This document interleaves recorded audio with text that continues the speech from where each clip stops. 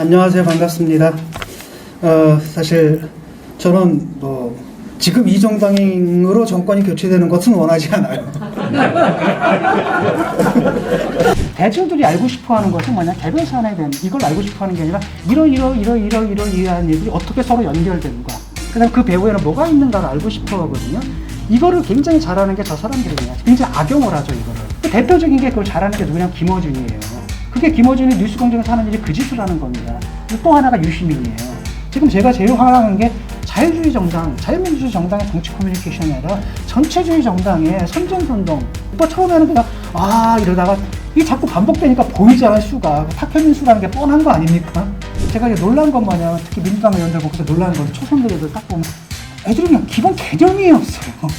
놀랐거든요. 그러니까 뭐랄까 무식하다 그래야 되나?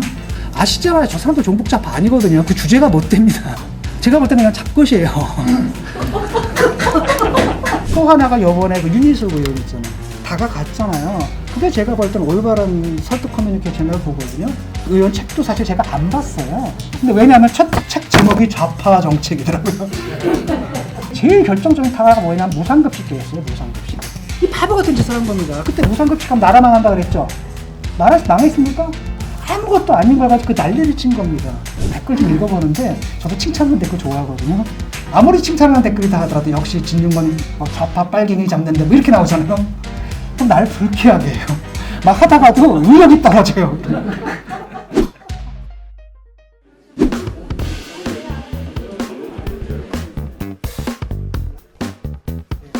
안녕하세요. 반갑습니다. 사실 저는 지금 이 정당으로 정권이 교체되는 것은 원하지 않아요. 솔직히 말씀드리면 뭔가 다른 지형이 좀 짜여져야 된다는 생각이 들고요. 또 지금 이 정당으로는 정권 교체가 될 거라고 믿지도 않습니다. 뭔가 다른 지형들을 좀 짜야 될 것 같고, 제가 생각하는 진보라는 것은 그쵸. 보수든 진보든, 흔히 말하는 보수든 진보든 사회를 앞으로 나갑니다. 앞으로 나가는 방식의 차이인 거죠. 진보는 약간 좀 과감하게 실험적으로 할 수 있는 거고, 보수는 그래도 좀 안전하게 좀 가자. 이런 식의 차이가 있는 거지, 뒤로 돌아가거나 이러는 건 아니라는 거죠. 제자리에 멈추거나 계속 앞으로 나가는 방식의 이름이고, 또 하나는 자꾸 너무나 이념화되어 있는데, 요번에도 오바마 대통령이 그런 말 하지 않습니까? 뭐라고 그러겠냐면, 우리 미국에는 이라크 전쟁에 찬성하는 애국자와 이라크 전쟁에 반대하는 애국자가 있다. 그러니까 어떤 것이든지 간에 그 나라를 위하는 마음은 피차 의심하지 말자. 제가 오늘 준비해온 얘기는 그 노하우를 어떻게 전수해야 된다라고 해야 되나. 그런 거고, 저도 좀 답답하거든요. 이걸 왜 못할까 이런 생각도 좀 드는데, 그 원인을 좀 생각해 봤습니다. 그래서 제목을 싸움의 기술이라고 붙여봤고요. 1번은. 두 번째로는 조금 더 나가서 이게 전술적인 문제가 아니라 전략적인 측면들을 좀 짚어보고 싶습니다. 첫 번째 싸움의 기술인데요. 간단합니다. 싸움에서 기본적으로 손자병법에 나오잖아요. 지피지기면 백전 백승이다. 그런데 이제 보수 정당에서 잘 안 되는 이유는 뭐냐면 지피도 안 되고요. 지기도 안 돼요.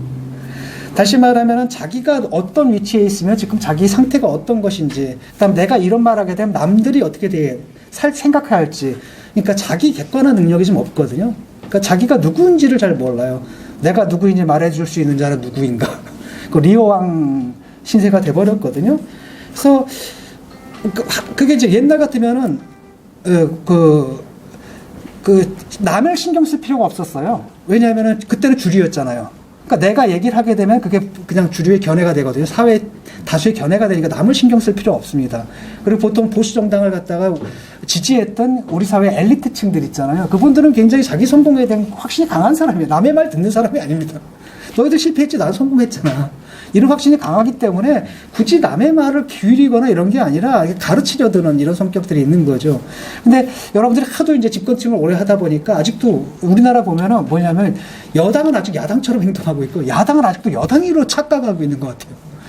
야당들을 보게 되면, 여당을 보게 되면, 자기들이 집권을 하고 있는데도 아직도 저항 세력이잖아요. 다 주위가 다 토착액으로 다 포위돼가지고 이런 식의 사고방식을 하고 사용하는 레토릭이라든지 이런 것들도 집권자의 레토릭이 아니라 저항운동하는, 민족해방운동하는 자들의 레토릭을 막 사용하고 있고, 반면에 이쪽은 이제 야당임에도 불구하고 아직도 자기들이 주류라고 생각하는. 그러니까 기억나실 겁니다. 20년 전, 15년 전, 20년 전만 해도 조선일보에서 뭐라 그랬냐. 우리가 쓰면 여론이 된다 그랬잖아요.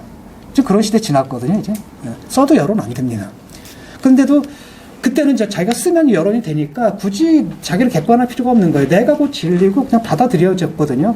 그러다 보니까 내가 이런 말을 할 때 남들이 어떻게 생각할지 이런 것들을 잘 파악하는 버릇이 안 돼 있는 것 같아요.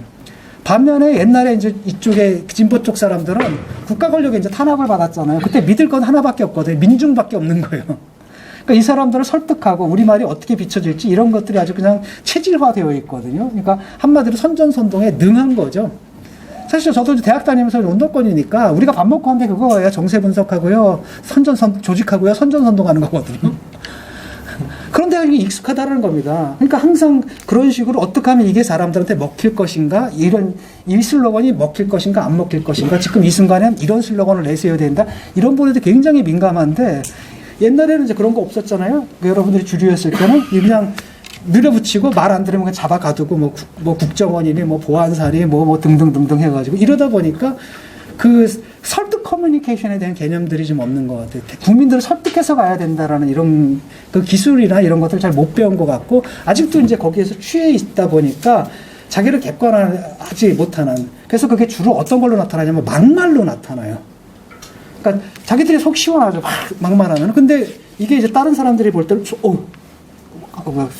섬뜩하거든요. 그럴 때는 저 사람도 사고방식이 저런 거야? 라고 하면서 섬뜩함을 주는데 그게 이제 설사 그런 말을 하고 싶다 하더라도 내가 이런 말을 할 때 사람들이 예를 들어서 우리 편이 아닌 사람들, 그냥 보통 중도층은 어떻게 생각할 거에 대한 그걸 고려하는 것 자체가 아예 훈련이 안 돼 있는 겁니다. 그러니까 자꾸 막말들이 터져 나오고 많은 경우에 자기가 막말을 했는데도 그게 막말이라는 사실을 인지를 못해요.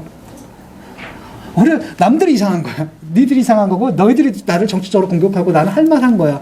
이런 생각들을 좀 하는 것 같습니다. 그래서 일단은 그 자기 객관화가 좀 안 되어 있다는 측면들이고, 이건 나중에 제가 좀 더 구체적으로 설명을 하도록 하겠습니다.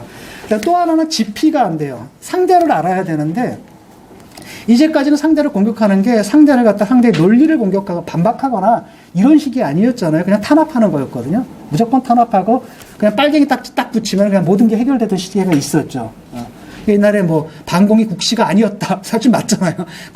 반공은 국시가 아니라 국비죠. 그 말했다고 의원이 잡혀가던 막 이런 식이, 그런 식의 그게 남아있어가지고 아직까지도 저 사람들 보고 자꾸 종북좌파니 막 이러는데 아시잖아요. 저 사람들 종북좌파 아니거든요. 그 주제가 못 됩니다.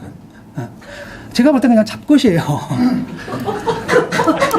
그러니까 나는 차라리 그 주사파들을 인정을 해요. 자, 저 사람들 보면은 야, 저 신념을, 그릇된 신념이지만 저걸 평생 갖고 가는 애들 보면 때로는 존경스러운 마음까지 들거든요. 근데 그런 거 아니거든요. 그런 사람, 저 사람들은 애초에 그런 건 없고 그냥 자기 기득권 이걸 지키는 겁니다. 지금 보시게 보면 드러나잖아요. 사실 지금 운동이라는 게 뭐가 됐냐면은 취직 못한 사람들이 이렇게 그러니까 운동을 떠날 수도 없어요. 이게 생활이 돼가지고 약간 그 사이비 종교 있잖아요. 이렇게 경제 공동체가 돼버린. 그래서 지자체장 되면은 거기 사업 따고 뭐 이런 식의 그런 것들이 이제 윤미향 사건 같은 걸 통해서 일단들이 드러나는 거잖아요. 지금 이런 식이라는 거죠. 그래서 그걸 정확하게 보고 공격을 해야 되는데 종북좌파다라고 하면 저 사람들 종북좌파 아니거든요. 아니 뭐 4선 의원, 5선 의원하고 뭐 장관까지 하고 이런 사람들인데 이미 그러면 검증이 끝난 사람들이잖아요. 그걸 종북좌파라고 얘기를 한다면 사람들이 들을 때는 누가 이상하다고 보냐? 그렇게 말하는 사람들이 이상한 거죠.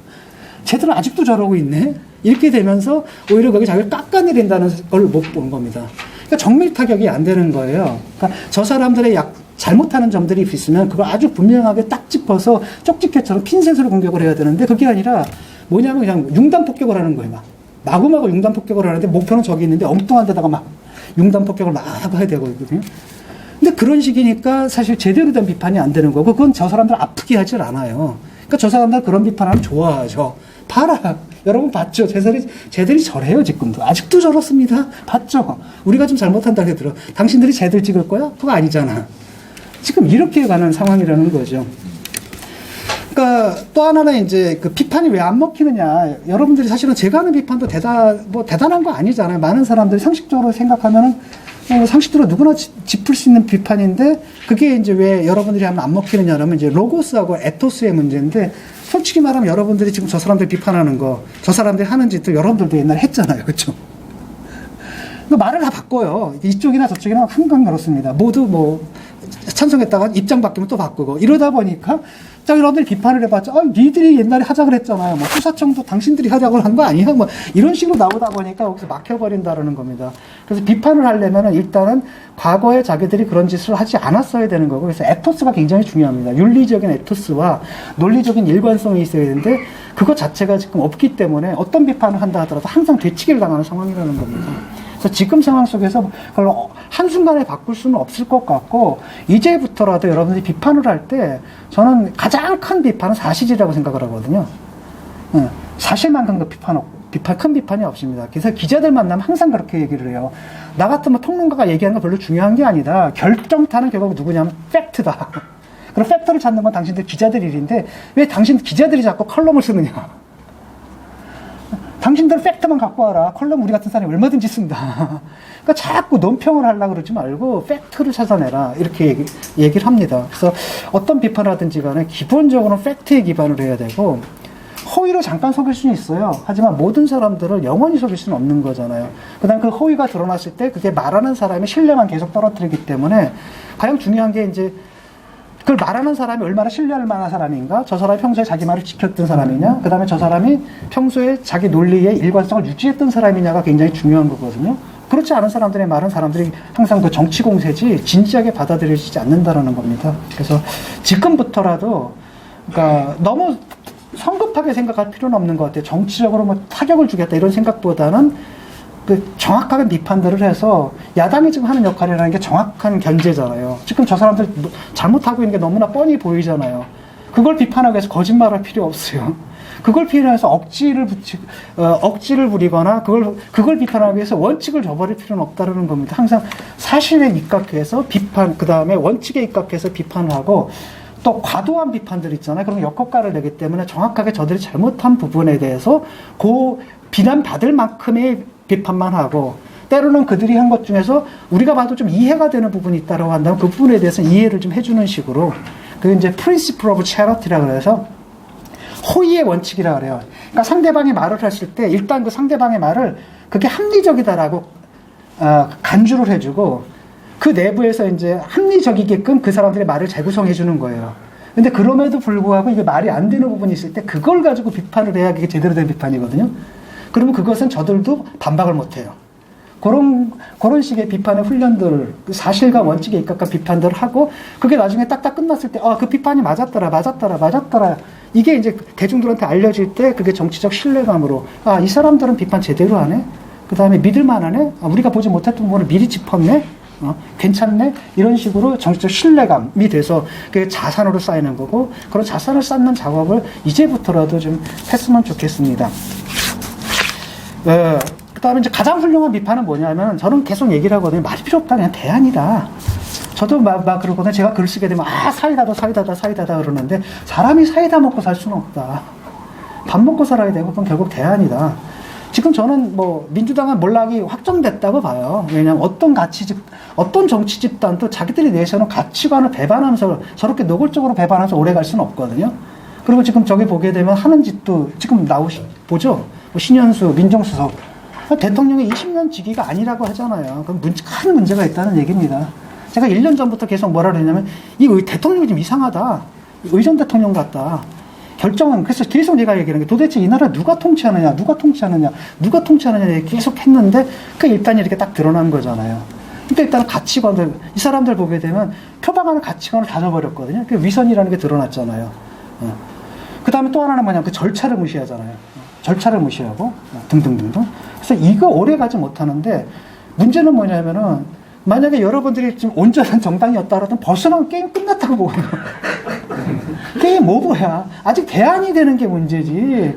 나와가지고 진중권처럼 어떻게 비판하고, 이건 별로 중요한 게 아니다라는 겁니다. 제가 없으면 또 딴 사람들이 나와요. 김근식 의원도 있고, 또 누구야, 조은선 씨도 있고, 또 전희옥 씨도 요즘 또 움직이고. 이렇게 나옵니다. 그게 중요한 게 아니라 일단 가장 중요한 비판은 대안이다. 이렇게 말씀을 드리고 싶고요. 그러니까 저쪽에 애들이 하는 것을 잘 보세요. 가장 중요한 게 뭐냐면 프레이밍이거든요. 여기에 대한 인식이 있어야 되는데, 아주 프레이밍의 규제들입니다. 그쪽은 프레이밍의 규제고, 또 보니까 레이코프의 또 책을 읽었어요. 읽어가지고 자기들 식으로 또 막 그 이상하게 또 원형을 해먹더라고요.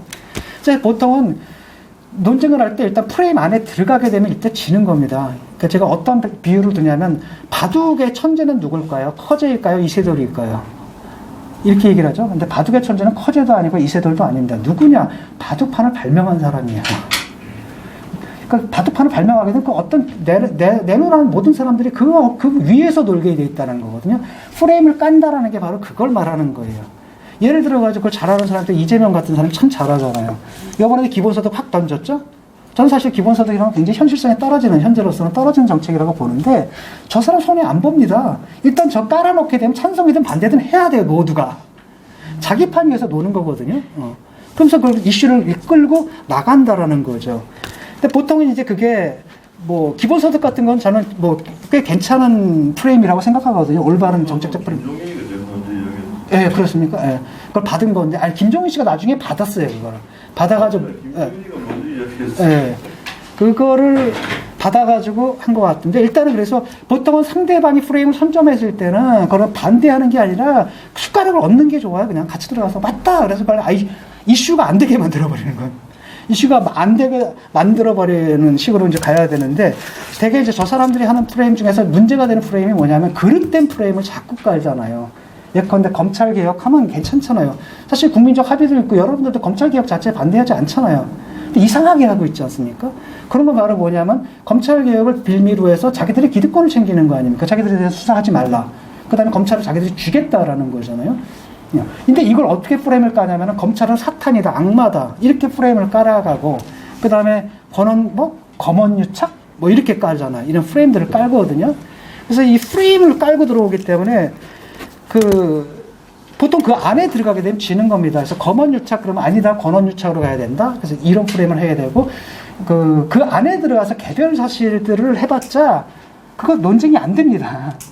이 프레임 자체를 들어서 보여줘야 되는 거예요. 그래서 제가 하는 일이 바로 그거. 민주당이 어떤 프레임을 깔고 있고, 저들이 어떤 속셈을 갖고 있는지, 그들의 전략 자체를 대중들한테 글로 써서 이렇게 보여주는 거죠. 이런 프레임들을 깔고 있는 거다. 그 다음에 앞으로는 아마 이렇게 나갈 거다. 그럼 되게 그 예측이 맞잖아요. 그 다음에 이제 세 번째가 이제 스토리텔링이에요. 사안에 대해서 대응하는 것 가지고 충분하지가 않거든요. 그러니까 이거는 뭐다, 이런 게 아니라 대중들이 알고 싶어 하는 것은 뭐냐, 개별 사안에 대한 이걸 알고 싶어 하는 게 아니라 이러한 일들이 어떻게 서로 연결된가. 그 다음에 그 배후에는 뭐가 있는가를 알고 싶어 하거든요. 이거를 굉장히 잘하는 게 저 사람들이에요. 저 사람 굉장히 잘하는데 굉장히 악용을 하죠, 이거를. 왜냐하면은 이걸로 사실을 드러내는 게 아니라 사실을 호도하는 데 쓰거든요. 이야기를 가지고. 그 대표적인 게 그걸 잘하는 게 누구냐면 김어준이에요. 그게 김어준이 뉴스공장에서 하는 일이 그 짓을 하는 겁니다. 그래서 또 하나가 유시민이에요. 그 이야기를 만들어버리는 거죠. 예를 들어가지고 탁 나오니까, 먼저 성추행 사건이 딱 터질 때쯤 되면 뭐라고 얘기하냐면, 벌써 저쪽에서 사건들을 뭐 기획하고 있다. 곧 뭐가 터질 것이다. 성추행 사건 같은 게 터질 것이다. 이것은 그 야당의 음모다. 이런 식으로 미리 깔아버리잖아요. 그래서 미리 스토리텔링을 짜놓고 특정한 사건이 터지게 되면 거기 배치시켜놔가지고 처리하는 이런 방식이잖아요. 그런 식의 아주 작은 스토리부터 아주 큰 스토리까지. 지금도 논란인 게 뭐냐면은 아직도 자기들이 토착외교를 물리치는 독립운동하고 있다는 이상한 서사, 총선은 한일전이다. 이런 식의 이제 NL 민족주의 서사부터, 그게 이제 그 사람들한테 세계관을 주는 거죠. 이 세계관을 주는 큰 이야기를 던져주고, 그 다음에 아주 작은 이야기들을 짭니다. 예를 들어가지고, 한동훈 사건 있잖아요. 한동훈 채널 A 사건도 그 사람들이 짠 스토리잖아요. 완전 공작을 했거든요. 스토리를 딱 짜가지고 그걸 사실로 만들어버렸단 말이죠. 그래서 스토리텔링을 해야 되는데, 제가 지금 하는 건 뭐냐면, 지금도 이런 거 나오잖아요. 청와대에서 이런 사건이 터졌잖아요. 그럼 개별 아마 보도되는 사실들이 있을 겁니다. 근데 그 사실만 가지고는, 그 단편적인 사실만 가지고 이게 사건의 의미가 잘 안 드러나거든요. 그거를 연계를 해서 대중들한테 뭐가 냐면 가장 합리적인 추측을 제시해야 되는 겁니다. 우리가 신이 아니기 때문에 전지전능하지 못하잖아요. 그렇기 때문에 우리가 알고 있는 지식들 가운데는 여러 가지 구멍들이 나와 있는데 대중들은 그거를 굉장히 궁금해요. 그 구멍들을. 그 욕망을 치고 들어오는 게 김어준이에요. 그 다음에 그걸 갖다가 음모론으로 만들어내는 게 바로 김어준이고 그 음모론을 사람들은 사실로 착각을 해버리는 거죠. 그러니까 그 경우는 이제 사실을 뭐가 잡아먹는가? 이야기가 잡아먹는 거예요. 그러니까 어떤 거냐면 이런 거예요. 여러분들 왜 남자들 군대 갔다 와서 하는 얘기 있잖아요. 아시겠지만 여러분 95%가 뻥이죠. 5% 자기 이름만 진짜고 나머지는 다 그 민간 전설입니다. 근데 재밌잖아요. 근데 그거가 나중에 지가 막 말하다 보면 나중에 사실처럼 느껴져요, 막. 그러거든요. 약간 그런 식의 이야기가 갖고 있는 힘을 굉장히 강하게, 항상 우리는 어떤 얘기가 있으면 그걸 자꾸 이야기화 하려고 해요. 대중들의 욕망이 굉장히 강합니다. 그 욕망을 치고 들어가서 사실을 왜곡해서 사실이 아닌 것을 사실로 받아들이게 해주는 그런 식의 음모론을 파는데 사용하는 게 저들이란 말이죠. 그래서 저는 그걸 갖다가 뭐 그건 잘못됐어라고 받아치는 것만 가지고는 안 된다고 보거든요. 왜냐하면 대중들이 이야기에 대한 대중의 욕망은 만족시켜줘야 되는 겁니다.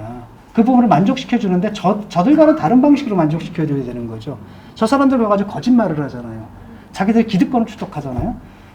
그게 아니라 사실에 입각해야 되는 거고, 그래서 말도 안 되는 추정, 추론 이런 게 아니라 정말 합리적인 추측이어야 되고, 또 하나는 바로 뭐냐면 이것이 내가 한 추측이 잘못된 것으로 드러났을, 사실이 아닌 것으로 드러났을 때는 반드시 인정하고 그 다음에 또 다른 거기에 맞는 가설을 이렇게 수정 가능한 형태의 이야기를 만드는 것이 저는 올바르다고 보거든요. 그래서 합리적이어야 된다. 그 추정이라는 건 늘 합리적이었고, 항상 그 추측에는 뭐가 있어야 되냐? 그럴 만한 근거, 그 판단의 근거들이 제시되어야 된다. 그 다음에 그걸 가지고 언제라도 이게 사실이 아닌 것으로 드러났을 경우에는 언제든지 인정하고 수정하고 또 다른 이야기를 만들어내는 그런 수정해가는. 저 사람들은 절대 인정 안 하죠. 끝까지 거짓말하잖아요. 끝까지 거짓말하고 사실이 드러난다 하다 무조건 우기잖아요. 근데 그런 방식으로는 강성 지지층들을 광신도를 유지하는 데 도움이 된다 하더라도 중도층은 아니거든요. 딱 보면 저 사람들 되게 이상하다. 사이비 종교 집단 같다는 인생을 받는단 말이죠. 그래서 그렇기 때문에 일단은 이야기, 스토리텔링이 있어야 된다. 이번에도 이제 저 같은 경우도 지금 하는 게 그런 거거든요. 사실은 저도 확실하지는 않죠. 하지만 지금 신현수 뭐 등등등등. 저는 딱 볼 때는 아니 이분이 왜 갑자기 사표를 내면 내지 왜 거취를 일임한다고 했을까? 일임한다고 했을까? 이건 결국 뭐냐? 대통령한테 결단하라는 얘기잖아요. 한마디로 대통령이 저들한테 휘둘리고 있다는 얘기예요. 그렇게 휘둘릴 거면 나 그냥 나가겠다라는 얘기고, 마지막으로 그 얘기를 하는 거고. 그래서 이런 걸 보게 되면 이제 사람들이 궁금해할 거 아니에요. 무슨 일이 있을 것이다. 그 다음에 이제 청와대에서 항상 거짓말을 하죠. 아무 문제 없고 절차가 다 맞았다. 늘 거짓말을 하는데 청와대에서 항상 침묵하는 부분이 있거든요. 그럼 보고는 누가 올렸어? 결제는 누가 올렸다는 얘기야? 그런 침묵하는 지점들이 있잖아요. 그런 지점들이 징후적인 거거든요. 그런 지점들을 대중들한테 지시를 하면서 전체 상황들을 그려내야 되는 거죠. 그래서 지금 상황이 이렇게 벌어진 거고, 제가 볼 때는 이 나라에서 어느 단위가 공식적인 결정 단위가 아닌 어떤 단위에서 지금 국정을 농단을 하고 있는 거예요. 근데 대통령은 그냥 거기 끌려가는 겁니다. 거기다 노라고 얘기를 못 하잖아요. 노라고 얘기를 못하고 끌려가고 있는 이런 상황들이다라는 상들을 그려서 보여줘야지, 그때 그런 상이 있을 때 대중들은 이제 뉴스를 볼 때, 아, 그렇구나. 아, 이게 그러면서 나오는 거구나. 라고 이해가 되는 거잖아요. 여기에 대한 대중들의 욕망이 있는데 그걸 만족시켜주지 않은 거예요. 그냥 무조건 나쁜 놈이, 뭐 국정농단이야. 이게 가지고 될 문제가 아니거든요. 대중들한테 이런 일이 왜 벌어지는지 도대체. 이 사태에 대한 가장 합리적인 추론이 뭔가, 합리적인 추정이 뭔가, 그 다음에 이 틀을 갖고 있으면 앞으로 벌어진 사건들 봐봐. 설명이 될 거야. 이게 사실 진리라고 난 얘기를 못 하겠어요. 하지만 그 사람들이 이걸 설명하는 여러 가지 해석의 틀 중에서 내 해석의 틀이 가장 많은 사실을 가장 모모순적으로 설명해낸다라는 이런 자신감이 있잖아요. 그런 건 있다라는 겁니다. 가장 경쟁력 있는 설명의 틀이야. 이런 거를 제거하고 대중들이 그런 틀을 받아들였는데 딱딱딱딱 보니까 아, 이게 맞았다라고 한다면 내 판단력을 믿겠죠. 그게 이제 당의 판단력이 되는 거. 그럼 아, 이 당이 제대로 보고 있구나. 이런 식으로 가야 되는 거죠. 그래서 이야기라는 건 굉장히 무서운 겁니다. 왜냐하면 이야기는 팩트가 빈 부분에다가 허구를 집어넣는 거잖아요. 추측을 집어넣는 거기 때문에 이 자체가 사실은 거짓말이 될 수도 있는 거죠. 하나의 추정이기 때문에 굉장히 위험하지만 그렇다고 해서 이걸 안 할 수는 없는 겁니다. 그래서 할 수 있는 것은 대중들이 이야기에 대한 욕망, 대중들이 이야기에 대한 욕망이라는 게 그건 뭐냐면 전체상을 알고 싶다는 욕망이에요. 파편. 그 다음에 청와대는 감추잖아요. 청와대는 감추고, 그러니까 우리로서는 알 수가 없죠. 근데 대중들은 궁금하죠. 그 궁금증들을 설명해 주는 거죠. 다만 이제 그것이 나 의도는 그걸로 난 거짓말할 의도는 없는 거잖아요. 지금 현 단계에서 내가 할 수 있는 한에서 이게 최대한의 합리적인 추정이야. 하지만 이것은 언제든지 수정 가능해. 라고 하고, 그게 내가 한 말이 틀렸을 땐 대중한테 이거 잘못됐으니까 수정해 주십시오. 라고 하는 그런 책임 있는 자세를 가질 때, 비로소 이제 대중들의 욕망들을, 만족시킬 수가 있게 되는 거고, 그들을 획득할 수가 있게 되는 거죠. 그래서 저는 계속 강조하는 게 스토리텔링을 해라. 이 개별 가지고 싸우지 말고, 대중들한테, 그러니까 자꾸 선동을 시키고 세뇌를 시켜가지고 저놈들 나쁜 놈에다는 감정을 갖게 만들려고 하는 게 아니라, 대중들로 하여금 현상실을 정말로 합리적으로 이성적으로 이해할 수 있게끔 해주는 게 중요하다고 봐요. 사람들 속일 수 있습니다. 쟤들 어차피 종북좌파야, 빨갱이야, 주사파야. 이거 가지고 안 되는 겁니다. 그게 아니라 저게 왜 저런 일들이 벌어지는가 지금 청와대에서 저런 말도 안 되는 일이 왜 벌어지는가에 대해서 대중들이 납득을 할 때 이해를 하게 만들어줘야 된다는 거죠. 합리적으로. 그게 제대로 된 설득 커뮤니케이션이라고 해요. 정당에서 해야 될 건 그런 걸 해야 된다는 겁니다. 정당이 선동가가 돼서는 안 돼요. 선동가는 자꾸 멈췄잖아요. 지금 막 유튜브만 가면 막 짜증나거든요. 뭐 이쪽이나 저쪽이나 다 선동하고 있고, 특히 이쪽도 막 이게 사실 보수를 망치는 거거든요. 아직까지도 뭐 부정선거 얘기하고 있고, 막 트럼프 편드는 사람이 있는가 하면 막 난리가 났잖아요. 걔들은 자기 장사하는 거예요. 그걸로 돈 벌어먹고 있거든요, 지금. 아무런 책임감도 없는 놈들입니다. 그럼 걔네들한테 하라 그러세요. 어차피 그런 사람들은 어느 사회나 다 있어요. 미국도 봐요. 미국도 인구의 절반이 거기 끌려다니잖아요. 그런 사람들이 있는 거고 어쩔 수 없고, 하지만 공당이라고 한다면 책임을 져야 되는 거고, 책임 있는 자세를 가지고 정치 커뮤니케이션 책임 있게 해야 되는 겁니다. 지금 제가 제일 화나는 게 저 사람들이 하는 그 정치 커뮤니케이션이라는 게 자유주의 정당, 자유민주주의 정당의 정치 커뮤니케이션이 아니라 전체주의 정당의 선전선동이잖아요. 저는 여기에 대해서 굉장히 큰 문제의식을 느끼는 거거든요. 좌든 우든 그게 중요한 게 아닙니다. 자유민주주의 기본 질서는 우리가 모두가 합의한 거예요. 그 바탕 위에서 좌파도 있고 우파도 있는 거고 진보도 있고 보수도 있는 거죠. 그렇죠? 기본적으로 우리는 이 게임을 하기 위해서 우리가 합의한 게 바로 자유민주주의 이 규칙인데, 이걸 저 사람들이 깨고 있단 말이에요. 그래서 저는 여기에 대해 굉장히 큰 문제의식을 느끼고 있는 겁니다. 근데 그거를 배우지 마세요. 그걸 배우지 말고, 어쩌면 저 사람들은 여러분들이 옛날에 했던 그 짓 있잖아요. 그거를 지금 뒤늦게 반복하고 있는 거고, 급속하게 여러분들 망했던 당시 여러분들의 모습을 아주 급속하게 닮아가고 있거든요. 그러니까 그건 걱정하지 않으셔도 좋을 것 같아요. 그 사람들 어차피 망하고, 어차피 국민들 그거 다 알게 될 거다라는 겁니다. 그럴 때 중요한 것은 저 사람은 나쁜 놈이라고 국민들이 알거든요. 더 나쁜 놈이라고 욕하는 게 아니라, 여러분들이 믿을 만한 세력이다. 여러분들이 정말 책임있게 비판을 한다. 그 다음에 자기들이 한 말에 대해서, 이성과 논리에 입각해서 책임있는 비판을 한다라는 인식들을 줘서, 믿고 의지할 수 있는, 언제든지 저쪽이 아니다라고 선택할 수 있는 그런 정당으로 인식시키는 게 이제부터라도 해야 할 일이라고 생각을 합니다. 그 다음에 이제 수사학도 굉장히 중요해요. 옛날에는 이제 막말이 필요한 게 아니거든요. 수사학이 굉장히 중요합니다. 아주 결정적인 게 바로 뭐냐면은 말 한마디가 그 환영 상황을 확 반전시킬 수 있는 게, 옛날에 여러분들 막 그랬잖아요. 노무현 대통령한테 장인이 빨갱이다라고 했잖아요. 근데 노무현 대통령이 뭐라고 그랬어요? 그렇다면 나보고 아내를 버리란 말입니까? 이 한마디 확 뒤집어붙이잖아요. 그러니까 그릇된 비판에 대한 굉장히 올바른 레토릭이거든요. 이게 정치인들이 그걸 써야 되는 거고, 말 한마디가 다 뒤집을 수가 있다는 겁니다. 근데 옛날에는 그나마 노무현 대통령 때까지만 해도, 그러니까 원래 김대중 대통령은 달변가잖아요. 말을 참 잘하고. 노무현 대통령은 굉장히 임기응변에도 능하고 수사학의 대가죠. 그 다음에 자기 또 철학이 있었던 분이니까 그게 또 어울렸어요. 근데 이 사람들은 이 감동이라는 게 노무현 때만 해도 연출되지 않은 거잖아요. 근데 저 사람들은 지금 노무현의 감동을 갖다 연출을 해요. 연출을 합니다. 그러니까 이제 몇 번 처음에는 그냥 이러다가 이게 자꾸 반복되니까 보이잖아요, 수가. 탁현민 수라는 게 뻔한 거 아닙니까? 김정순 여사가 다 김장을 해요. 막 김장인가 뭔가 하다가, 홍수재? 막 봉사를 하다가, 얼굴을 가리고 봉사를 하다가 들켜. 사진 찍혀. 들키는 때까지가 연출이거든요. 그러니까, 이게 이제 몇 번 하다 보면 이게 진정성이 없다는 게 드러나는 거잖아요. 근데 문제는 뭐냐면 저 사람들은 대중의 마음을 감동시키는 코드 있잖아요. 쉽게 말하면, 정서 마케팅이라 그러나? 이른바 기업에서도 왜 감동 마케팅이라고 하잖아요. 고객 감동시키고. 왜냐하면 사람들이 어떤 판단을 할 때 정서적인 판단이 먼저 앞서거든요, 많은 경우에. 이성적으로 판단하는 게 아니라 많은 게 정서적으로 판단을 내린 다음에, 그 다음에 그 자기 정서적 판단을, 비합리적인 정서적 판단을 이성을 가지고 합리화를 해요. 근데 이 사람들 그걸 알기 때문에 이걸 치고 들어가는 겁니다. 그런데 여기서 여러분들 가가지고 막말을 해, 막.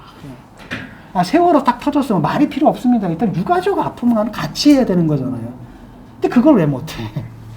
거기다 계속 딴죽을 걸어봤자 그 자기한테 피해만 오거든요. 자기한테 불리하기만 하거든요. 그러니까 자기만 굉장히 잔인한 사람들의 인식만 심어주는데 거기 계속 싸움에 들어가면 이해가 안 가는 겁니다. 그러니까 감동이라는 게 굉장히 중요하다는 거예요. 감동 정서 코드라는 거.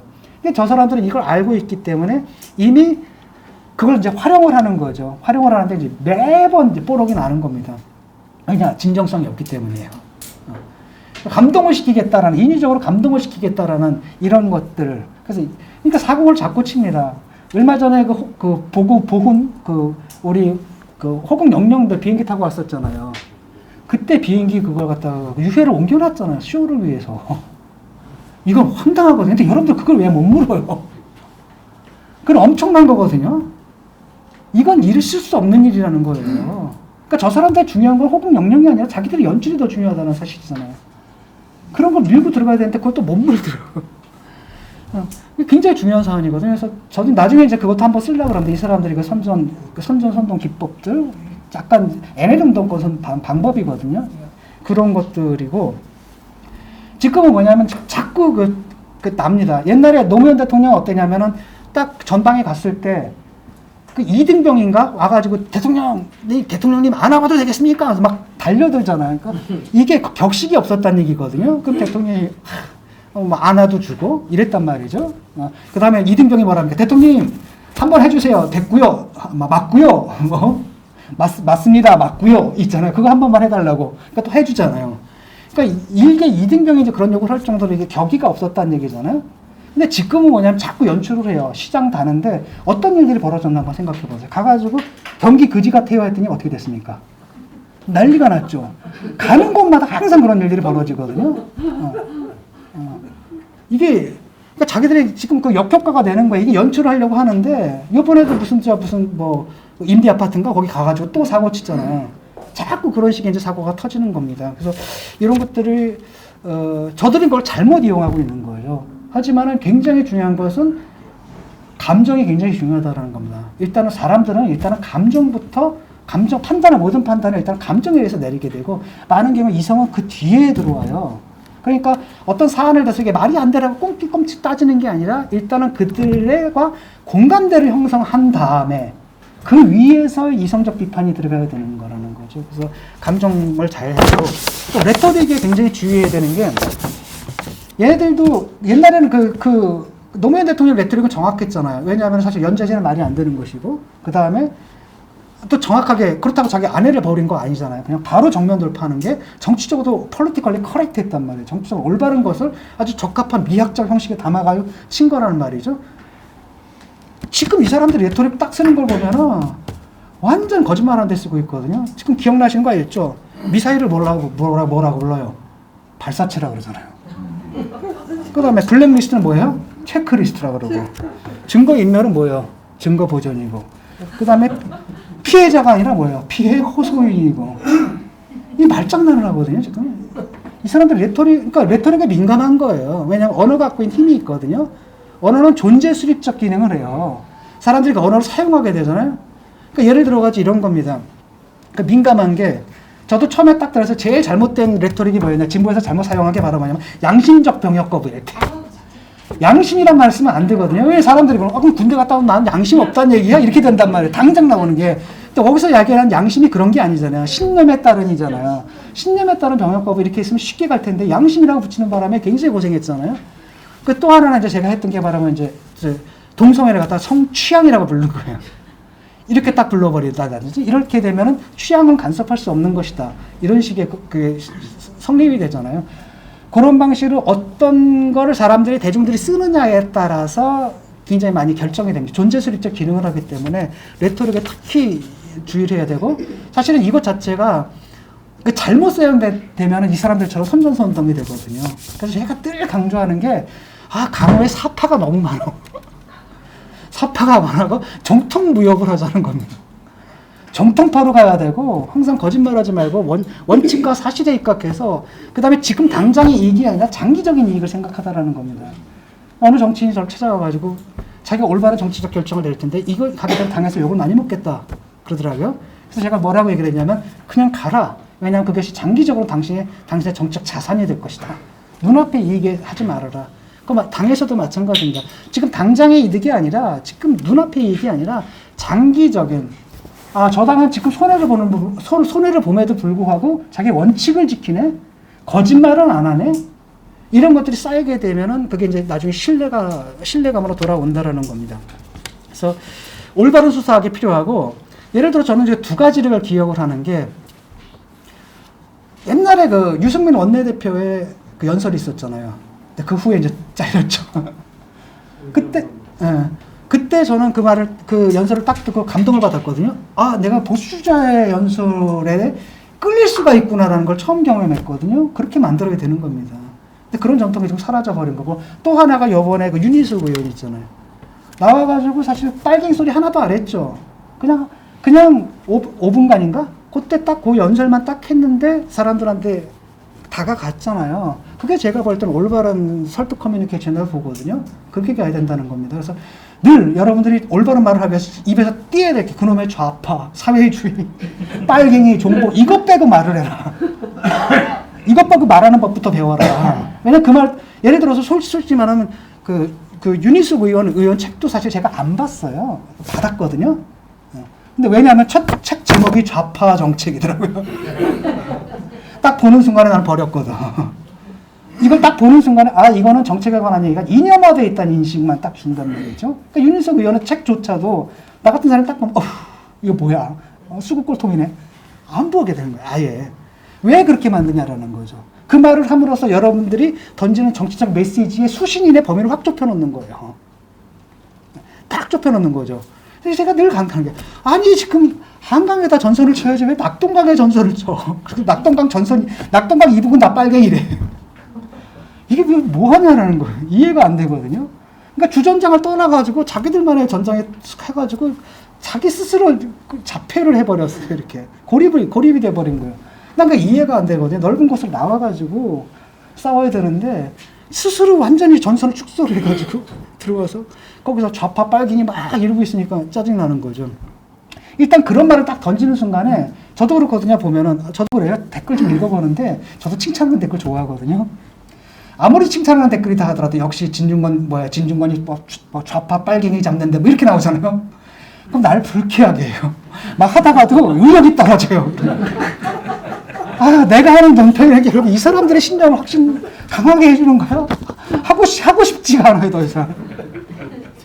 제일 되는 게 뭐냐면은, 제일 도움이 되는 게 바로 뭐냐. 나도 촛불 집회 나가고, 나도 문재인 찍었는데, 지나고 나니까 진중권 말이 맞더라. 이럴 때 막 힘이 생겨요. 그러니까, 댓글을 쓴다 하더라도 전술적으로 좀 그렇게 썼으면 좋겠거든요. 중도층인 척이라도 좀 했으면 좋겠는데 막 노골적으로 그냥 강성, 우파 이걸 막 드러내고 이렇게 되면 사실은 그 자기가 던지는 정치적 메시지에 파급력, 사실은 그런 메시지는 내용도 없잖아요. 내용도 없고 파급력만 줄이게 되고 자기들의 그 지지층의 범위를 계속 줄이고 계속 이렇게 줄어들다 보게 되면 나중에 강성 지지층만 남게 되는 거예요. 지금 저 친문이 그렇잖아요. 지금 상당 70%, 80%까지 가도 대통령 지지 쭉 떨어져가지고 지금 강성 콘크리트지만 남았죠. 거기 나가게 되면 거기서도 또 거기서도 숙청을 해요. 조금은 트릿합니다. 숙청하는 거고. 지금 신현수 민정수석도 결국 그 정권 사람들 잘라내는 거 아니에요? 그렇게 되고 정말 골수 그래서 광신도들만 남게 되는 거고 그럴수록 점점 더 과격해지는 겁니다. 그다음에 이게 제동이 안 돼요. 지금 대통령도 제동을 못하는 거잖아요. 놀랐어요. 저 김경수가 뭐라 그러는 줄 아세요? 대통령 말 한마디에 당이 흔들린 그런 시대는 지났다. 자기들이 민주주의라는 거예요, 그게. 이 말 딱 듣고, 와, 대단하다. 그러니까 저 사람들 대통령 막 이렇게 하는 것 같잖아요. 아닙니다. 대통령 꼭두각시고, 대통령 내세워서 사실은 지들이 다 하는 거잖아요. 그 말을 딱 듣고 저 굉장히, 놀랐습니다. 그래서, 어쨌든 그런 강성들로 가게 되면은, 그러니까 지금은 저 사람들은 그걸 믿는 겁니다. 그러니까 놀랬던 건 뭐냐면 한겨레 성한영 기자가 쓴 글을 읽어봤거든요. 기사를 읽어봤는데 거기서 뭐라 그랬냐면 민주당 당직자가 그렇게 얘기를 했다는 겁니다. 레이코프가 그렇게 얘기했다는 거예요. 중도는 없다. 중도는 없기 때문에 강성 지지층만 믿고 가면 된다. 그게 사실은 통해요. 또 실제로 왜냐면은 트럼프가 그렇게 했잖아요. 트럼프가 그렇게 해가지고 당선이 됐잖아요. 그 다음에 그런 식으로 해가지고 지금 지지율이 40%는 유지가 되거든요. 통치가 가능한 거예요. 그러니까 집권도 가능하고 통치 가능하다는 걸 보여준 거죠. 근데 이게 얼마나 오래 가겠어요. 미국도 4년 만에 끝났거든요. 그걸 갖다 결정 지은 게 바로 뭐냐. 미국에서의 3%의 중도층이에요. 3%가 캐스팅 보트라는 거 아닙니까? 사실은 트럼프가 오바마가 받은 표보다 더 많은 표를 받고 떨어진 거예요. 아직도 강구하다라는 거죠. 근데 거기서 딱 게임 체인저가 됐던 게 3%의 중도층이었다라는 겁니다. 근데 저 사람들은 아예 그냥 배척하고 하는 거죠. 왜? 지금 여러분들이 빌빌거리잖아요. 그렇죠? 빌빌거리고 중도층이 안 붙는다라고 판단하는 거죠. 중도층이 안 붙는다라고 한다면 우리는 이 지지층만, 강성 지지층만 갖고 나가는데도 아무런 지장이 없다. 그래서 막 나가는 겁니다. 지금. 막 나가는 거죠. 그러니까 중도층들이 지금 다 떨어져 나가는 거예요. 떨어져 나가는데 문제는 뭐냐. 중도층이 여러분들한테 붙어야 되는데 이게 붙을 상황이 지금 아닌 거잖아요.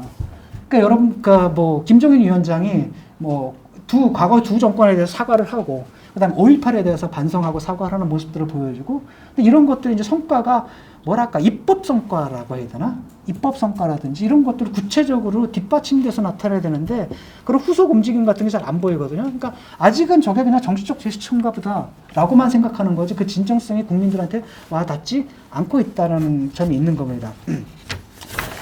예.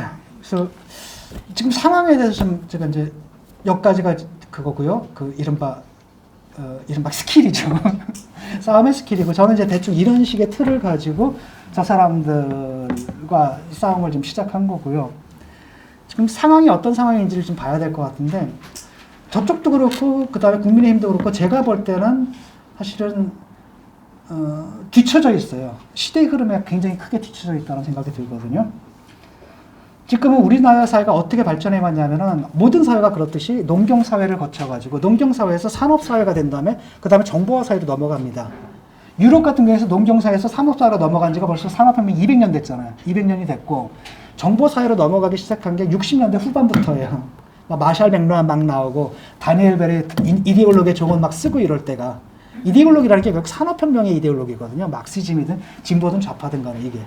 그때입니다. 근데 우리나라 같은 경우에 제가 볼 때는 적어도 90년대 이후, 90년대 중반 이후는 정보화사회로 진입했다.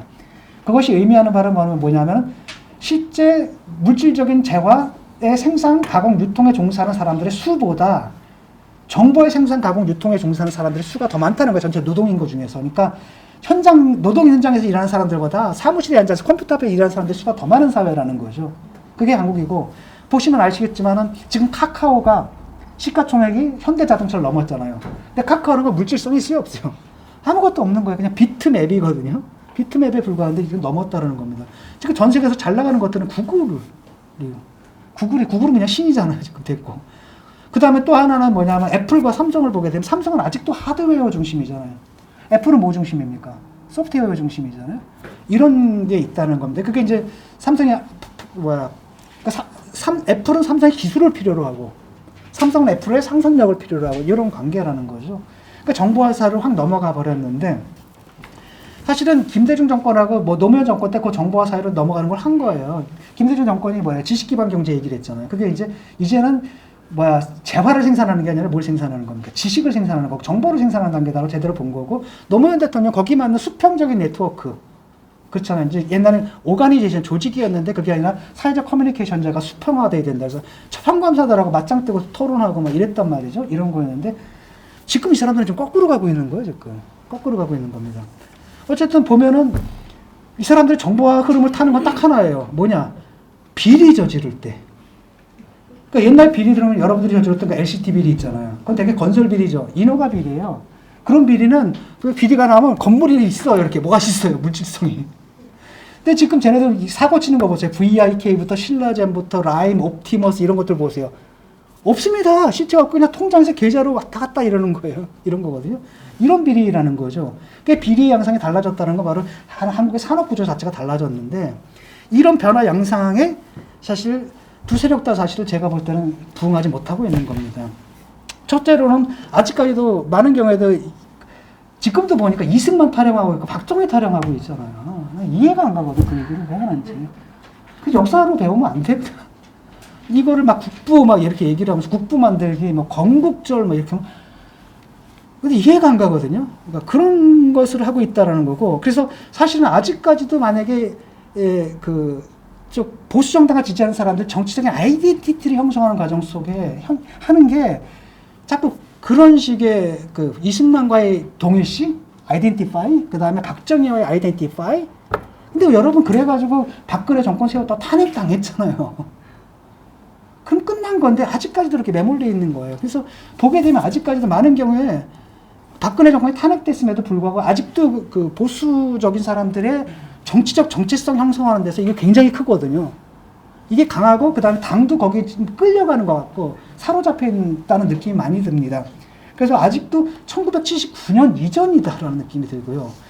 그 다음 민주당 같은 거 보게 되면 민주당은 사실은 산업화라는 게 굉장히 높은 성과였잖아요. 엄청난 비약적인 성과를 거뒀음에도 불구하고 결국 독재로 귀결됐잖아요. 그러다가 박정희 정권이 몰락했는데 민주화도 마찬가지입니다. 민주화도 굉장히 눈부신 성과죠. 그 덕분에 우리가 이런 자유민주적인 시스템을 갖게 됐으니까. 그럼에도 불구하고 지금 저 사람들이 보여주는 것은 그냥 위선 덩어리잖아요. 그냥 위선 덩어리고.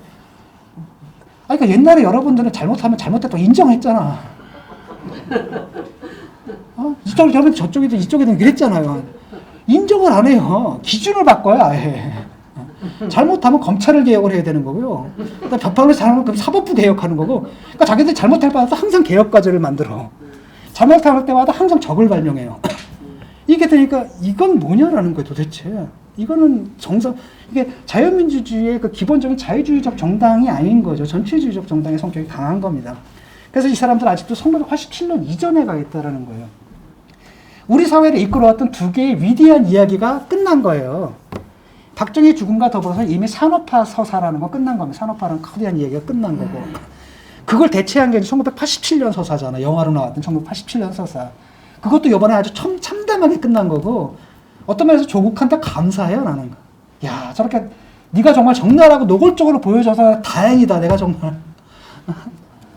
그러지 않았으면 나 더 오래 속았을 거 아니야. 그러니까 저는 그랬거든요. 1989년 사회주의가 빨리 망한 게 너무 다행이다라는 거예요. 내가 나이가 40이 돼가지고 망하고 50이 돼서 망했으면 그때 인생 어떻게 다시 살아. 다행히 내가 젊을 때 망해가지고 생각을, 이건 아니구나. 그러니까 사회주의 자체가, 나는 사회주의 이상 이념은 중요하다고 보는데 그것을 실현 가능한 형태로 했을 때 그때 이제 생각을 바꿔먹은 거죠. 근데 그런 기회가 없었는데 마찬가지인 겁니다. 이제 늦었지만 그래도 이제라도 적나라하게 보여준 게 너무나 다행인 겁니다. 그래서 몰락을 했습니다. 그래서 지금은 뭐냐면 다음 이야기를 써야 되는데 그걸 아직도 누구도 못 쓰고 있어요. 다음 이야기가 바로 이제 정보화 사회고, 우리가 얘기를 하는 진보니 진보니 보수니 그 다음에 좌파니 우파니 이런 구별 자체가 산업혁명적 구별이거든요. 산업혁명기의 이데올로기인데 그걸 가지고 자꾸 쓰는 것 자체가 저는 시대착오라고 봐요. 여러분 아마 문화에서는 포스트 모던이라는 말 많이 들어보셨잖아요. 포스트 모던 되면은 그게 어느 게 진보고 어느 게 보수고 이런 게 없습니다. 막 뒤섞여 있거든요. 이미 그런 시대로 와버렸는데 아직까지도 그걸 자꾸, 그러니까 일종의 정치적 강박관념이 돼버린 겁니다. 그래서 저쪽도 거기에 매여 있고 강성 지지층들이 거기에 매여 있고, 그 다음에 이쪽도 아직 상당 부분 강성 지지층들. 이러다 보니까 아직도 나라가 뭐야 보면 해방 전후사예요. 아직도 막 해방 전후사가 되는 거죠. 그러니까 친일파 이런 얘기를 하는데, 아니 여러분 생각해보세요. 1945년 해방되던 애 태어나서도 지금 몇 살입니까? 그러니까 아직도 현실의 친일파가 없으니까 무덤에 있는 친일파를 꺼내려고 하는 거예요. 보여줘야 되니까.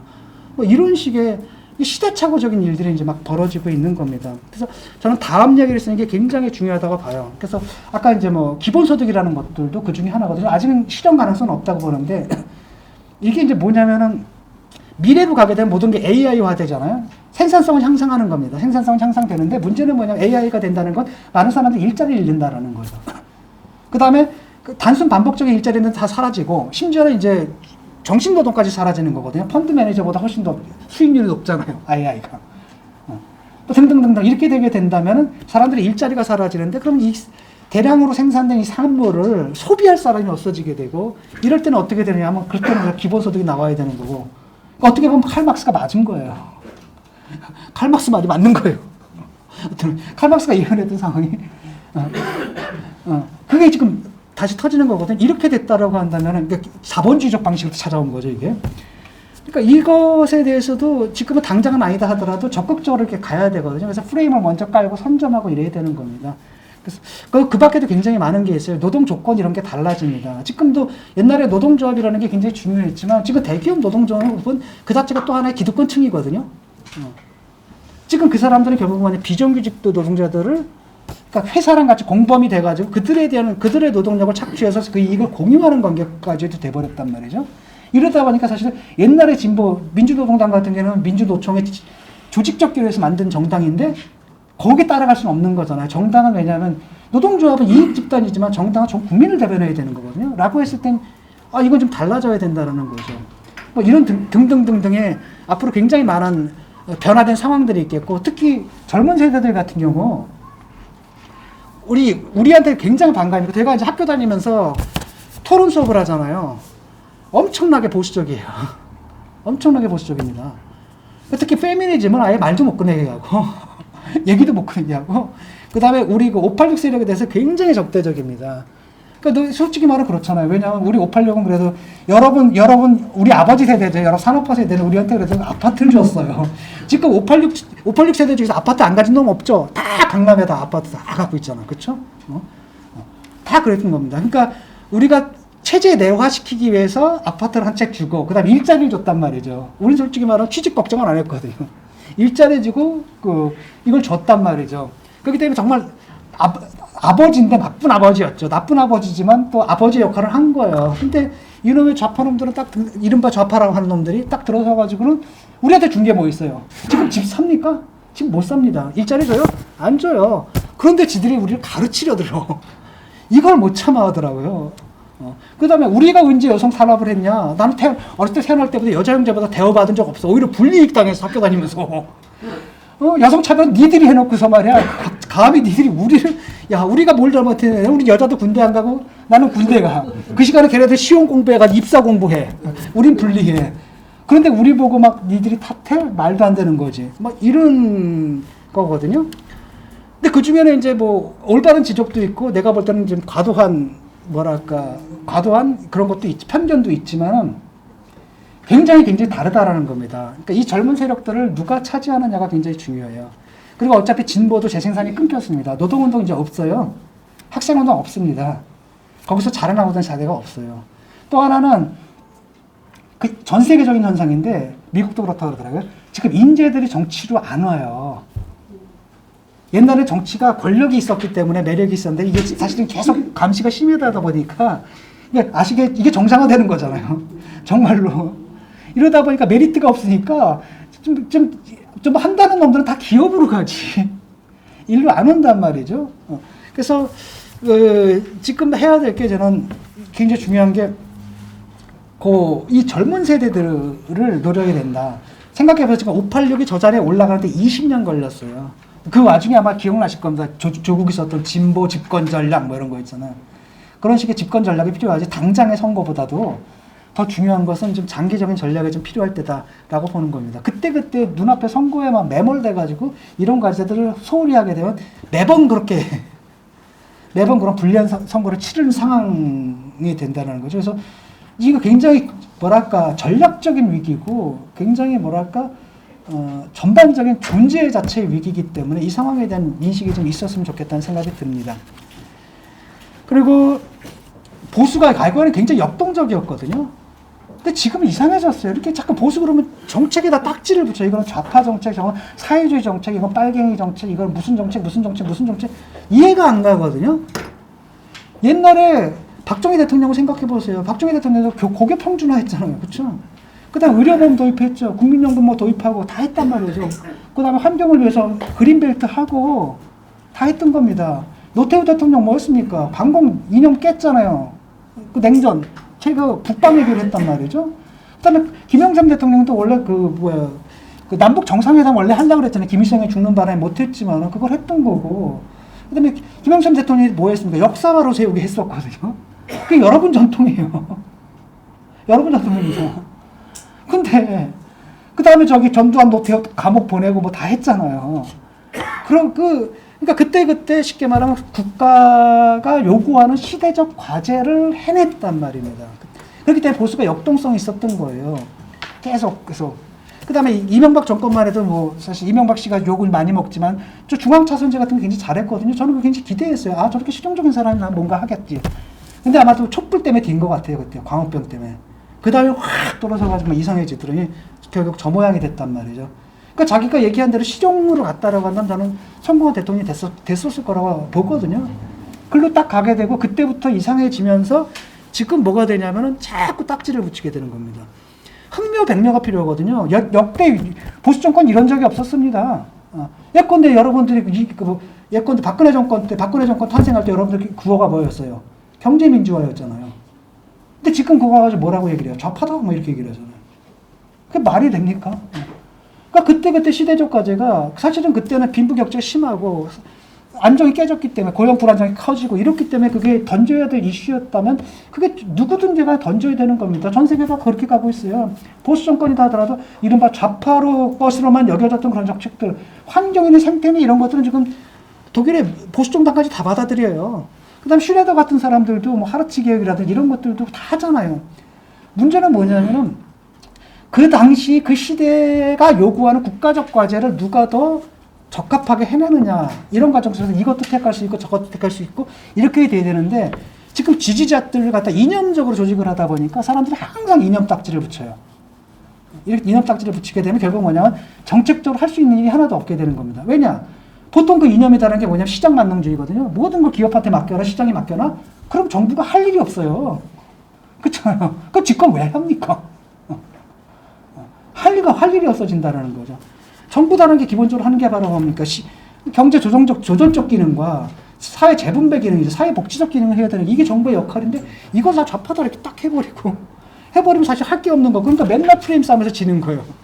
저쪽은 딱 치고 나가는데 이쪽은 맨날 반대만 하고. 그러니까 맨날 반대를 위한 반대를 하는 정당으로 지켜버렸다는 겁니다. 저는 한 가지 지적하고 싶은 게 제일 결정적인 타가가 뭐냐면 무상급식이었어요. 무상급식. 이 바보 같은 짓을 한 겁니다. 그때 무상급식 하면 나라 망한다 그랬죠. 나라에서 망했습니까? 지금 전국에서 다 하고 있잖아요. 아무것도 아닌 걸 가지고 그 난리를 친 겁니다. 근데 무상급식을 경험해본 유권자들은 경험해봤거든요. 좋잖아요. 그렇죠? 근데 그걸 반대했어. 그러니까 이걸 갖다가 저쪽에서 치고 나오면 하나 더 얹어서 받고요. 하나 더 얹어 나가야 되는데 이거라고 시장직 걸고 막 나가고 이러다가 저는 그게 함정이었다고 보거든요. 그때부터 굉장히 이상해지고 굉장히 결정타를 입었다라고 보는 겁니다. 그래서 흥묘백묘고 어떤 면에서 과감해야 되는 건 필요할 경우에는 민주당보다 훨씬 더 개혁적으로 나가야 되는 겁니다. 이번에도 뭐 중대재해법 하실 때 제일 보기 좋은 장면이 뭐냐? 민주당에서 뺄 때 정의당하고 김종인 위원장이 만나가지고 얘기하는 장면. 그러니까 저쪽이 고립되잖아요. 이런 것도 보고 쟤가 뭐 개혁적이라 하나도 안 개혁적인 것 같네 라든지 오히려 한술 더 뜨고 이렇게 나가야 된다면 필요에 따라서는 그런 게 좀 필요한 것 같고 특히 이제 민주당 비판할 때 어차피 그런 거잖아요. 여러분들도 결국 권력을 잡게 되면 남북 관계의 안정적 관리는 필요한 거잖아요. 그렇기 때문에 뭐 대통령 어느 정권이든지 뭐 정상회담 하려고 했고 그다음에 통일 대박도 얘기하고 뭔가 정책도 내고 그랬잖아요. 근데 그런 것들까지 공격하지는 말라는 거예요. 그럼 수국골통으로 보이거든요. 그게 아니라 제가 볼 땐 이 사람들이 뭐냐면 옛날에 그 NLC계 상보 방식을 갖고 있기 때문에 북한에 대해서 굉장히 낭만적인 생각을 갖고 있어요. 사실 북한은 핵을 포기할 수가 없는 상태잖아요. 상황이고 이런 아주 냉철한 형식적 판단이 있어야 되는데 사실은 어떤 생각을 갖고 있냐면은 북은 통일할 의사가 있고 막 이렇게 돼 있는데 이게 미국이나 아니면 일본의 방해로 물론 그런 측면들도 있겠지만 결정적인 건 제가 볼 때 북한은 통일할 의사가 없거든요. 근데 이제 많은 경우 이러다 보니까 자꾸 레토릭에서 실수가 나오는 겁니다. 이상한 실수들이 막 나오고 있거든요. 그런 부분들만 정확하게 핀셋처럼 짚어서 그래도 이 사람들은 그러니까 수국골통이 아니라 남북관계 관리를 갖다 상당히 안정적으로 해나갈 수 있는 세력이다. 이렇게 가야 되는 게 맞다라는 거예요. 결국 이제 중도층의 문제인데 뭐 저 사람들은 그걸 민주당에서 그걸 갖다 어떻게 받아들이냐면 중도층을 버려라. 중도층은 없다. 레이코프가 그렇게 얘기했거든요. 근데 레이코프가 얘기한 건 중도층은 없다는 얘기가 아니라 중도 이념은 없다라는 거예요. 중도층이라는 사람은 요 사안에 대해서는 진보표, 저 사안에 대해서는 보수표 이렇게 그때 사안에 따라서 캐스팅 보트를 하는 사람들이지 중도라는 이념 자체는 없다라는 거고요. 미국에서도 기본적으로 30%는 중도라고 얘기를 해요. 그러니까 35 대 가운데 30%는 중도고, 결국 싸움은 이 중도층을 누가 장악하느냐에 따라 결정된다는 것 같고, 우리나라도 마찬가지라고 보거든요. 이 중도를 누가 장악하느냐의 문제인데, 그러려면 어떻게 되냐면 담대한 개혁이 필요하다는 거죠. 훨씬 더 담대한 개혁들이 필요하고, 강경보수와 결별할 필요가 있습니다. 그러니까 그 사람들 뭐 나가라 이런 게 아니라, 그 사람들이 당의 주도권을 잡지 못하게끔, 제가 아찔한 게 뭐냐면 당 차원에서 갑자기 부정선거 프레임을 갈고 공당에서 그걸 받으면 어떻게 합니까? 그런 거를. 이걸 딱 보면 그건 알겠어요. 그건 원하니까 지지층들이. 그럴 때 정확하게 봐야 되고, 여러분 그건 아닙니다. 아닌 건 아닌 겁니다. 이렇게 얘기를 해줘서 그 사람들이 그 강경파는 어디는 저쪽도 있고 이쪽도 있잖아요. 그 사람들이 당의 중요한 결정에 영향을 끼치지 못하게 해야 된다는 겁니다. 그들을 주변화할 필요가 있는 거죠. 그 사람들도 그냥 그것도 하나의 견해예요. 민주사회 속에서, 민주사회에서 없앨 수는 없어요. 때로는 그 사람들의 또 강경한 견해가 때로는 필요할 때도 있습니다. 하지만 그분들의 그런 강경하고 과격한 견해가 공당의 결정 과정에 영향을 끼치는 일이 있어서는 안 된다라는 거죠. 그래서 지금은 아직까지도 거기 발목이 잡혔다는 느낌이 드는데, 적절하게 관계를 좀 유지할 필요가 있다는 생각이 듭니다. 그래서 중도층에 호소할 수 있는, 그러니까 보수의 이념이다라는 게 지금 제대로 된 게 있다라고 하는데, 그 보수 이념을 정확하게 정말 실천함으로써 중도층을 끌어들일 수 있는데, 아까도 얘기했듯이 지금 보수의 이데올로기가 없는 거잖아요. 이데올로기가 없고, 그걸 대신하는 게 그거 시장 만능주의거든요. 시장에 다 맡겨놔라. 그 다음에 뭡니까? 국가 반공주의잖아요. 반공주의고, 이 철진한 것들밖에 없으니까 이걸 보수라고 잘못 알고 있는데, 그게 아니라 뭐랄까 보수의 이념 자체를 좀 재정립할 필요가 있는 겁니다. 그래서 지금 말하는 그 보수와 흔히 지금 떨어져 있는 그 중도 있지 않습니까? 그 지대 내에서 어떤 새로운 어떤 보수의 아이덴티티 같은 걸, 보수 정당의 아이덴티티 같은 걸 새로 구축할 필요가 있다는 생각이 좀 듭니다. 마지막으로는 젊은 세대들을 위해서 일본의 정경숙처럼 있잖아요.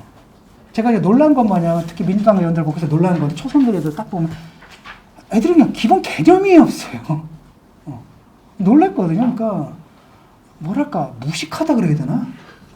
그러니까 아예 그냥 기본 개념이 없고, 이게 왜 문제인지도 모르는 경우가 많잖아요. 그 다음에 자유주의가 뭔지도 모르고, 그러니까 기본적인 정치 학습도 안 돼 있는 상태에서 이렇게 들어와 버렸단 말이죠.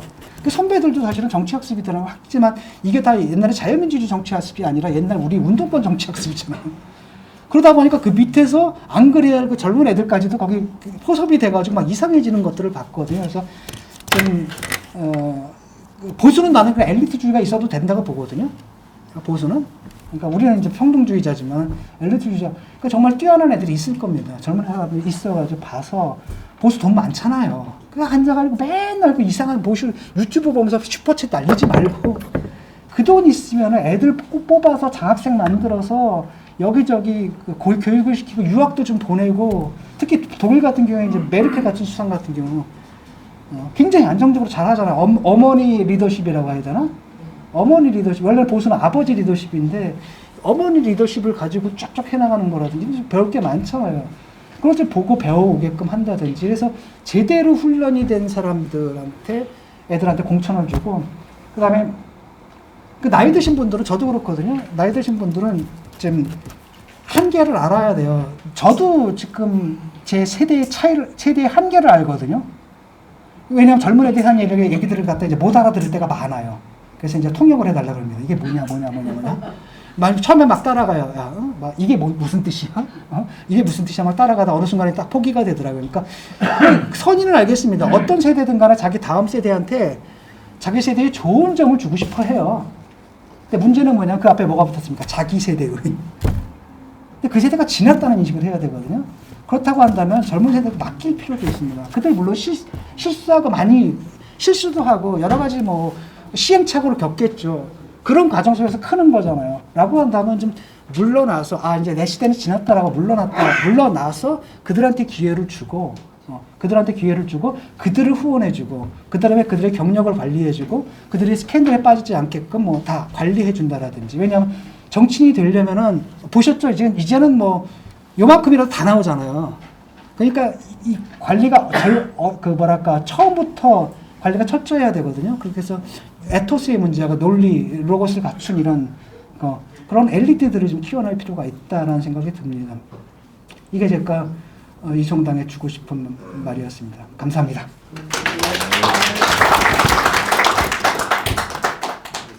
예, 우리 김중건 교수님, 보수 정당에 대한 쓴소리와 정권 교체 가능성과 필요성 이런 주제에